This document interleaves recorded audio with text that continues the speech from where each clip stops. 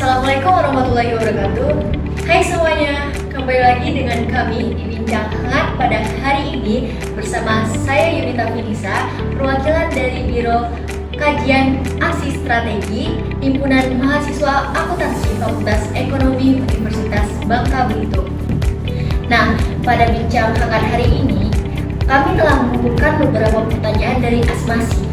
Asmasi ini adalah aspirasi mahasiswa akuntansi yang dimana aspirasi-aspirasi dari mahasiswa dan mahasiswi akuntansi ditampung melalui Google Form yang telah disebar dan kemudian kami rangkum dan dikumpulkan lalu kami kasih ke jurusan untuk dijawab pertanyaannya yang akan dijawab oleh ketua jurusan kita yaitu Ibu Anggreni Yunita SMSI. Apa kabar Bu? Nah, sebelum kita masuk ke pertanyaan pertama, saya mau bertanya sedikit Ibu kepada Ibu. Nah, apakah selama Ibu menjabat, apakah tantangan tersendiri yang Ibu hadapi dalam menghadapi problem-problem yang ada di jurusan akuntansi Ibu?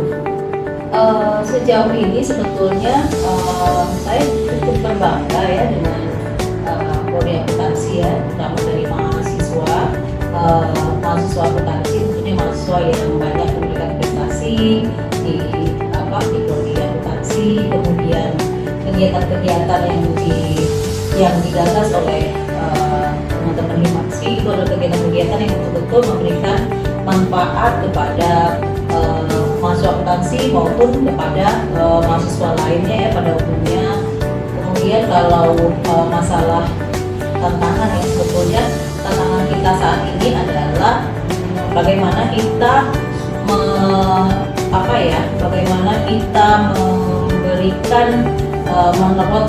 transfer knowledge kepada mahasiswa, memberikan pengalaman belajar kepada mahasiswa sehingga mampu untuk bersaing ketika berada di dunia usaha dan dunia industri, tentu dengan masing-masing dosen meningkatkan kompetensi pribadinya yang sesuai dengan kebutuhan zaman ya. Nah gitu jadinya teman-teman. Jadi sebenarnya dari Ibu Anggreni sendiri itu adalah menjadi motivasi untuk Ibu agar bisa lebih memajukan jurusan akuntansi ke depannya ya Bu. Nah nggak perlu lama-lama lagi teman-teman, kita bakal nyampain beberapa pertanyaan Ibu dari mahasiswa dan mahasiswi jurusan akuntansi melalui Asmasi yang sudah kami kumpulkan. Nah kita mulai aja ya Bu. Pertanyaan pertama ini mengenai keluhan tentang Infocus nih Bu. Katanya keluhan tentang Infocus dan terminal kabel jurusan akuntansi di mana Infocusnya tuh selalu bermasalah ketika dipakai. Terminal kabel juga mungkin bisa ditambahkan karena tiap mau pinjam tidak ada di kajur dan juga di ruang akuntansi 2 itu stop kontaknya bermasalah dan listriknya kadang masuk kadang tidak, jadi presentasinya tidak begitu menarik. Nah, gimana tuh tanggapan? Baik, sebetulnya untuk Infocus baru-baru ini sudah 2 minggu ini sebetulnya kita mendapatkan tambahan 3 unit Infocus yang baru. Jadi teman-teman mahasiswa bisa menggunakan 3 tambahan Infocus yang baru untuk keperluan belajar mengajar ya. Jadi kemudian untuk soal kabel segala macam juga sudah disiapkan di jurusan. Terkait dengan kelistrikan itu tentunya menjadi PR Sarpras ya, PR bagian Sarpras, dan itu sudah diusulkan untuk dilakukan perbaikan. Tapi memang mungkin pelaksanaan bertahap. Nah, jadi teman-teman nggak perlu khawatir bahwa sekarang Infocus dan kabelnya udah ada yang terbaru dan sudah datang. Mungkin kemarin itu belum datang aja ya Bu. Jadi agak sedikit terganggu. 2 minggu ini sudah bertambah 3 unit yang terbaru. Jadi teman-teman nggak perlu khawatir ke depannya ya Bu. Oke, kita akan lanjut ke pertanyaan kedua nih Bu. Nah, pertanyaan kedua ini mengenai kelas.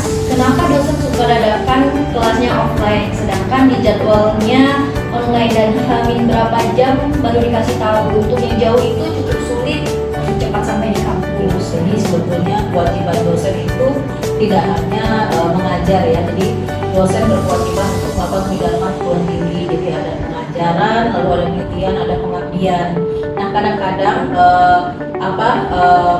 permintaan untuk kegiatan penelitian pengabdian itu datang sering mendadak juga, sehingga kadang-kadang dosen harus melakukan reschedule ulang untuk kehadirannya mengajar. juga memang keterbatasan ruangan ya, sehingga kita merancang perkuliahan itu 50% online, 50% offline.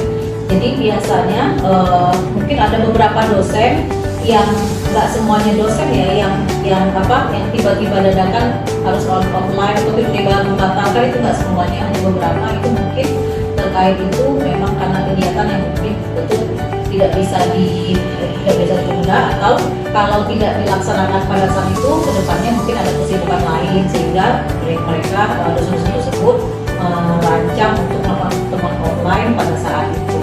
Tinggal bagaimana komunikasi antara mahasiswa dengan dosen terkait dengan mungkin pemberitahuan mendadak terkait dengan karena pemberitahuan mendadak padahal jadwalnya online, mungkin ya jadwalnya online tapi dadakan direncanakan pertemuannya offline. Mungkin tinggal komunikasi antara mahasiswa dengan dosen bagaimana toleransi keterlambatan kita memang dilakukan secara mendadak. Berarti bukan kehendak dari dosen, tapi karena memang ada sesuatu ya Bu. Betul, ada kesibukan, jadi kan ada terindah perguruan tinggi yang harus menjadi kewajiban dosen. Oke, terima kasih Bu. Kita lanjut ke pertanyaan ketiga. Nah, pertanyaan ketiga ini mengenai tugas dosen Bu. Tugas dosen juga sering ngasih tugas dadakan katanya, dan pas memberi tugasnya banyak sekali dengan deadline yang sangat mepet banget. Nah, gimana tuh Bu? Jadi seperti ini, teman-teman sebetulnya dengan mendapatkan dosen yang memberikan tugas yang mungkin bagi sebagian teman-teman terlalu banyak, seperti itu ya, terlalu mepet, itu menjadi tantangan bagi adik-adik sendiri untuk melakukan manajemen waktu. Ya, bagaimana kita memanage waktu antara kegiatan organisasi, antara perkuliahan lain dan sebagainya, itu yang menjadi tantangan buat adik-adik sekalian. Jadi kita dipacu untuk memanfaatkan sedemikian rupa bagaimana kita melakukan efisiensi pada aktivitas-aktivitas kita sehingga apa yang menjadi tugas-tugas itu tercapai. Benar, jadi mungkin karena juga sebenarnya pakuan dari organisasi kali ya Bu. Jadi mahasiswa itu mikirnya bahwa tugasnya itu banyak, padahal lebih seharusnya mahasiswa itu kurang memanage waktu aja. Ya, betul. Jadi kan kembali lagi sebetulnya apa kewajiban adik-adik di perguruan tinggi ya, tentu utamanya adalah kuliah. Sementara supporting aktivitasnya adalah kegiatan-kegiatan organisasi. Jadi tetap harus mengutamakan kewajiban-kewajiban di perkuliahan seperti itu. Nah, jadi gitu teman-teman. Kita lanjut lagi ke pertanyaan keempat. Nah, pertanyaan keempat ini mengenai penyampaian materi Bu. Terkadang ada dosen yang menyampaikan materi itu sangat sulit untuk dipahami, bahkan tidak mengerti apa-apa. Ketika dikasih tugas, kami sebagai mahasiswa itu nggak paham cara kerjanya gimana, dan udah cari referensi Google, YouTube juga susah, dan bisa dibilang nggak ada jawabannya, dan soal yang diberikan itu berbeda dengan yang dijelaskan dari dosen. Nah, ini satu lagi tantangan bagi adik-adik di perguruan tinggi, adik-adik mahasiswa, bahwa kita itu dilatih untuk melakukan dilatih untuk melakukan daya analitis yang lebih baik. Jadi tidak mesti soal itu sama dengan materi. Jadi bagaimana adik-adik bisa memahami materi yang diberikan, lalu melakukan pengembangan bagaimana menganalisis bahwa kasus seperti ini bisa dilakukan dengan cara seperti ini. Jadi kita memang harus dilatih. Jadi tidak lagi seperti SD, SMP, SMA kan ada materi, rumus, maka soalnya itu. Enggak, kalau sekarang kita dilatih untuk daya analitis kita sebagai mahasiswa itu dilatih. Nah, itu yang menjadi tantangan adik-adik sekalian. Jadi jangan kesel ketika mendapatkan soal-soal yang sedikit berbeda dari contoh-contoh soal yang diberikan dosen. Rata-rata semua dosen juga akan memberikan kasus-kasus yang memang sedikit membuat adik-adik sedikit berpikir ya untuk mengerjakan tugas-tugas tersebut supaya melatih daya analitis adik-adik. Jadi semangat aja ya. Nah gitu teman-teman, jadi dunia perkuliahan ini ya Bu ya sangat berbeda dengan dunia waktu kita sekolah dulu. Jadi dunia perkuliahan ini kita lebih dituntut untuk berpikir lebih kritis lagi Bu ya, dari dosen-dosen seperti itu. lanjut ke pertanyaan nomor 5 nih Bu. Nomor 5 ini pertanyaannya minta pengurangan UKT Bu. Soalnya orang tua saya cuma buruh harian. Untuk UKT sebetulnya kan sudah ditetapkan di awal perkuliahan ya, di awal masuk UPT itu sudah ditetapkan. Jadi poin-poin indikator untuk menentukan besar UKT itu sudah default ya, sudah dilakukan oleh pihak universitas, misalnya mungkin dari kerja orang tua, penghasilan orang tua, kondisi rumah dan sebagainya. Jadi sudah default. Untuk UKT juga nggak bisa dilakukan sembarangan ya, itu ada aturan-aturan yang harus kita penuhi. Jadi sebaiknya memang ketika pada saat di awal itu memang menjadi kewajiban adik-adik untuk melakukan pembayaran UKT besar atau kecilnya. Memang kita tidak bisa mengambil keputusan sepihak untuk melakukan UKT. Jadi banyak sekali pertimbangan seperti itu. Ya, jadi banyak pertimbangan ya Bu yang harus dilakukan oleh pihak fakultas dalam menurunkan UKT seperti itu. Betul. Saya rasa juga UKT, sebetulnya UKT di universitas kami itu juga tidak terlalu besar ya, sebetulnya termasuk standar ya, termasuk standar. Jadi paling tinggi itu kan kalau cuma 4 jutaan ya, 4 jutaan termasuk rendah sebetulnya, dengan tingkat penghasilan di bakal itu kan cukup tinggi, tingkat kesejahteraan di bakal itu tinggi dibandingkan dengan besar UKT yang ditetapkan. Kita lanjut ke pertanyaan nomor 6 nih Bu. Pertanyaan nomor 6 ini bukan lebih ke pertanyaan sih Bu, lebih ke saran. Nah katanya ada saran sedikit, mungkin kalau ada event-event fakultas atau jurusan yang ada di Universitas Bangka-Belitung atau event di luar kampus, jurusan akuntansi bisa ikut berpartisipasi karena ada beberapa event yang sudah diselenggarakan jurusan atau fakultas. Ternyata akuntansi tidak ikut berpartisipasi. Diharapkan kedepannya bisa ikut di event-event seperti itu.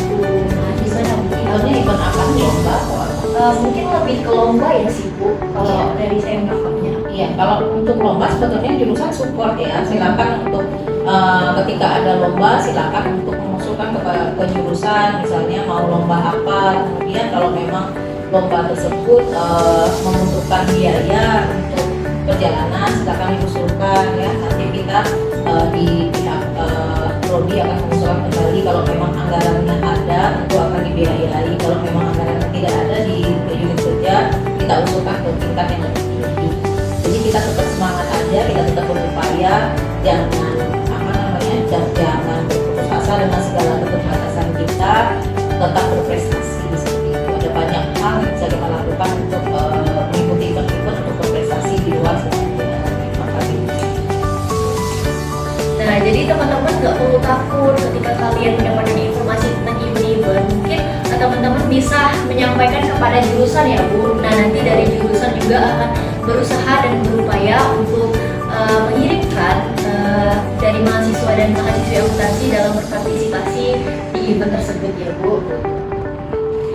Kita lanjut ke pertanyaan ke-7 nih Bu, mengenai pembangunan yang baru dibuat di samping gedung Babel 3 itu Bu. Nah, atau gedung akuntansi. Nah, tujuan dibuatnya gedung tersebut apa ya Bu, dan kegunaannya itu untuk apa? Karena itu mengganggu sekali kalau tidak ada penjelasannya. Nah, kita sebetulnya saat ini kita keterbatasan jumlah ruang ya. Jadi dengan dibangunnya itu adalah menambah jumlah ruang kelas yang bisa kita gunakan baik prodi akuntansi maupun prodi lainnya. Keterbatasan makanya kita merancang perkuliahan itu online, offline 50% karena keterbatasan ruang kelas kita, sarana kita yang memang terbatas, sehingga pihak rektorat melakukan inisiasi merealisasikan keluhan dari dosen maupun mahasiswa dengan keterbatasan yang ada dengan menambah jumlah ruang kelas yang bisa kita manfaatkan. Jadi mungkin untuk sementara ada sedikit noise ya ketika melakukan perkuliahan, tapi nggak apa-apa. Kedepannya insya Allah kalau itu sudah selesai maka kita bisa memanfaatkan itu dengan sebaik-baiknya. Jadi teman-teman, gedung yang dibuat untuk sebelah gedung Babel 3 itu adalah kegunaannya itu untuk sebagai ruang kelas ya Bu, untuk menambah ruang kelas agar perkuliahan kita itu semakin mudah karena kelasnya udah cukup banyak gitu ya. Nah, kita lanjut ke pertanyaan ke-8 nih Bu. Apakah dari jurusan sendiri ada niatan untuk membuat penghijauan di sekitar lingkungan gedung akuntansi? Karena semenjak dibuatnya bangunan baru rasanya gersang sekali karena minimnya tanaman Bu. Betul. Sebetulnya untuk rancang taman ya sudah dirancang, sudah direncanakan oleh pihak universitas sebetulnya. Kemudian pihak fakultas itu mensupport. Jadi kadang-kadang ketika kita berinisiasi dari dekan ya sebetulnya ya, karena kan ini lingkungannya lingkungan prodi akuntansi saja, tapi lingkungan fakultas ekonomi dari dekan juga sudah melakukan banyak gerakan untuk penghijauan lingkungan fakultas ekonomi, seperti menambah tanaman-tanaman dengan dana bukan dana pribadi tapi dana inisiatif pribadi gitu ya. Kemudian dana dari teman-teman dosen seperti itu. Kemudian kami bersama-sama misalnya mengumpulkan sedikit rezeki untuk membeli tanaman-tanaman seperti itu. Kemudian ya itu sih yang biasanya yang memang selama ini kita lakukan kan, ada penanaman juga pohon seperti itu. Kita berupaya sedemikian rupa kampus kita adalah FE kan, sesuai dengan motto dari Fakultas Ekonomi, Green Campus kan. Untuk Fakultas Ekonomi adalah fakultas yang Green Campus seperti itu. Kita sudah mulai upaya. Nah, hanya saja dengan adanya pembangunan mungkin ada beberapa tumbuhan atau beberapa pohon yang memang harus ditebang untuk didirikan bangunan tersebut. Tapi insya Allah ke depannya ketika pohon-pohon sudah tumbuh tinggi kita akan hijau. Berarti sudah ada planning ya? Sudah dilakukan. Nah, kita masuk ke pertanyaan nomor 9 ya Bu. Di kelas akuntansi 2 itu ada keramik yang sudah pecah. Nah, apakah ada reparasi untuk aset-aset kelas yang sudah rusak? Karena kami sebagai mahasiswa agak kurang nyaman dalam mengikuti perkuliahan secara offline akibat hal tersebut. Ya, untuk itu pihak dekanat sudah mengusulkan kepada pihak universitas untuk melakukan perbaikan-perbaikan untuk sarana dan prasarana yang dirasa rusak, yang dirasa kurang layak. Jadi tapi memang kembali lagi bukan wewenang kita untuk melakukan inovasi perbaikan, karena kita tidak melaksanakan itu untuk si fakultas, prodi tidak melaksanakan itu, tapi yang melaksanakan itu adalah pihak universitas. Tapi upaya yang dilakukan dekanat sudah dilakukan usulan untuk melakukan perbaikan, cuma mungkin menunggu realisasi saja dari universitas. Nah, jadi teman-teman gak perlu takut karena dari pihak jurusan juga sudah mengajukan ya Bu untuk adanya renovasi ke universitas. Jadi tinggal menunggu kabar dari universitas saja ya. Nah Bu, kita udah nyampe ke pertanyaan terakhir nih. Nah, pertanyaan terakhir ini mengenai perizinan kegiatan Bu.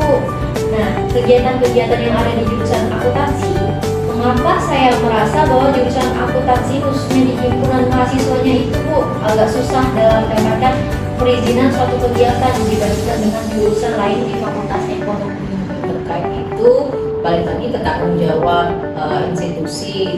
Jadi kalau misal kegiatan dilakukan di luar jam kampus, di luar lingkungan kampus, yang bertanggung jawab ketika ada terjadi risiko itu siapa gitu. Ketika di luar kampus dan lingkungan kampus kan beberapa sebetulnya kita juga tidak dihimbau untuk melaksanakan kegiatan di luar jam kampus, tidak dihimbau untuk melaksanakan kegiatan di luar kampus yang tidak ada hubungannya dengan kegiatan akademik. Jadi itu betul tidak dihimbau, karena khawatirnya ketika terjadi risiko siapa yang harus bertanggung jawab.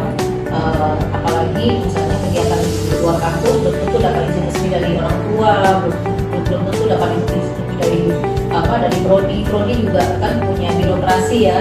Ketika prodi memberikan izin tentunya harus sepengetahuan wakil dekan 1 dan dekanat. Apalagi kalau misalnya melibatkan pihak luar, harus tentu melakukan izin juga dengan pihak universitas kalau misalnya terkait dengan risiko yang mungkin terjadi.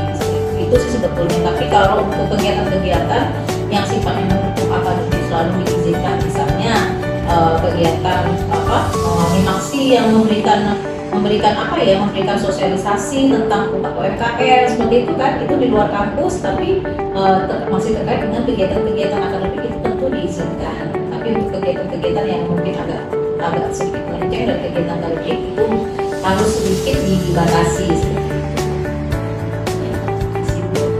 Nah, teman-teman, terjawab sudah pertanyaan-pertanyaan dari mahasiswa dan mahasiswi akuntansi dari Asmasi di Bincang Hangat kali ini. Tapi sebelum kita mengakhiri bincang pada hari ini, saya mau bertanya lagi nih Bu kepada Bu Anggraini. Nah, selama Ibu menjabat, apa sih yang sudah dan belum diraih oleh prestasinya yang telah diraih oleh jurusan akuntansi Ibu, dan apa sih kok pesan Ibu kepada mahasiswa dan mahasiswi akuntansi ke depannya? Ya, baik.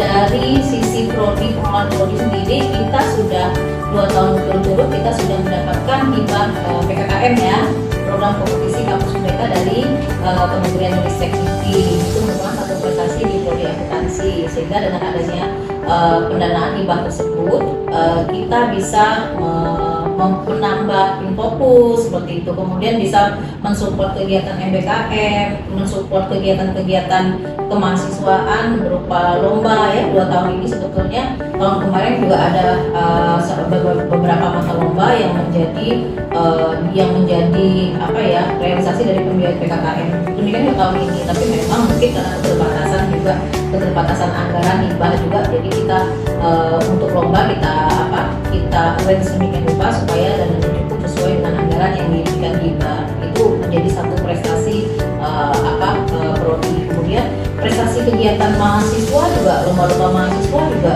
nggak kalah ya, makin kesini-sininya makin banyak lomba mahasiswa menjadi juara 3 pada perlombaan kompetisi akuntansi di luar juga sudah banyak ya. Kemudian Himaksi juga mendapatkan hibah ya, hibah yang di Batu Lubang dan yang didampingi oleh Ibu Sumiati kan, itu juga merupakan satu prestasi di prodi akuntansi ya. Jadi mahasiswa Himaksi juga mendapatkan hibah, itu adalah prestasi.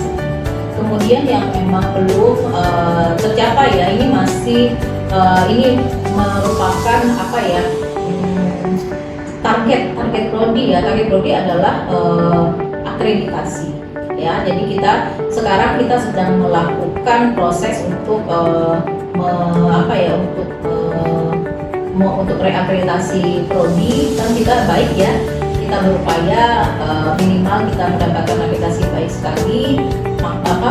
Syukur-syukur kita bisa unggul ya dengan segala macam aktivitas prestasi yang kita punya. Insya Allah mudah-mudahan kita mendapat akreditasi baik sehingga prodi kita menjadi prodi yang bisa kita bertanggung pada stakeholder, pada dunia usaha, dunia industri.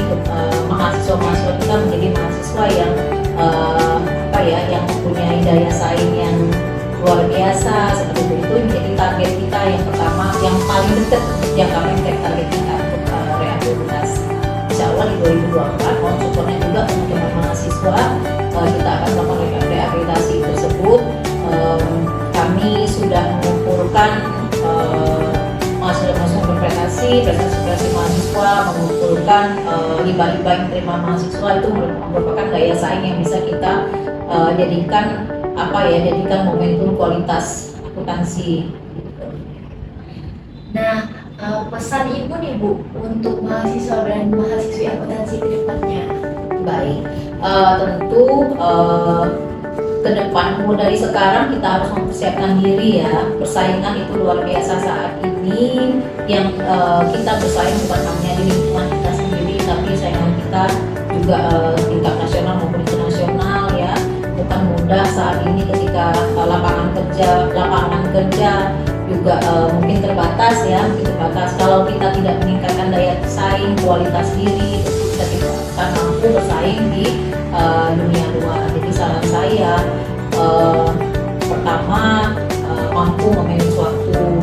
Kedua, mampu memanfaatkan fasilitas ya, dengan segala keterbatasan. Tentu kita harus mampu memanfaatkan fasilitas. Ketiga, dan ini yang penting ya, ini penting banget, adab ya. Jadi saya berpesan itu adab itu di atas ilmu ya. Apapun kehebatan kalian itu tidak akan ada maknanya ketika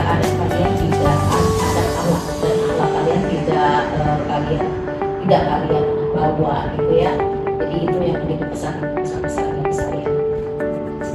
Nah, jadi gitu teman-teman, buat kalian yang penasaran apa sih prestasi yang sudah diraih walaupun belum dari jurusan akuntansi, terjawab sudah oleh Ibu Anggraini. Nah, dan pesan-pesan dari Ibu Anggraini tadi kepada mahasiswa dan mahasiswi akuntansi, semoga kedepannya bisa diterima dan diambil kepada mahasiswi akuntansi untuk kedepannya agar bisa menjadi mahasiswa yang lebih baik lagi. Nah, berakhir sudah teman-teman bincang hangat kita pada hari ini. Sebelum menutup bincang hangat pada hari ini, saya mau terima kasih banyak kepada Ibu Anggraini SEMSI selaku Ketua Jurusan karena sudah mau mengeluarkan waktunya untuk menjawab pertanyaan-pertanyaan dari aspirasi. Terima kasih banyak Bu. Semangat teman-teman ya. Dan teman-teman, berakhir sudah bincang hangat pada hari ini. Saya Yudita Finisa selaku pembawa acara meminta maaf apabila ada salah kata atau perbuatan kepada Allah saya mohon ampun. Saya akhiri, wabillahi taufiq wa hidayah. Wassalamualaikum warahmatullahi wabarakatuh. Waalaikumsalam warahmatullahi wabarakatuh. Terima kasih Bu.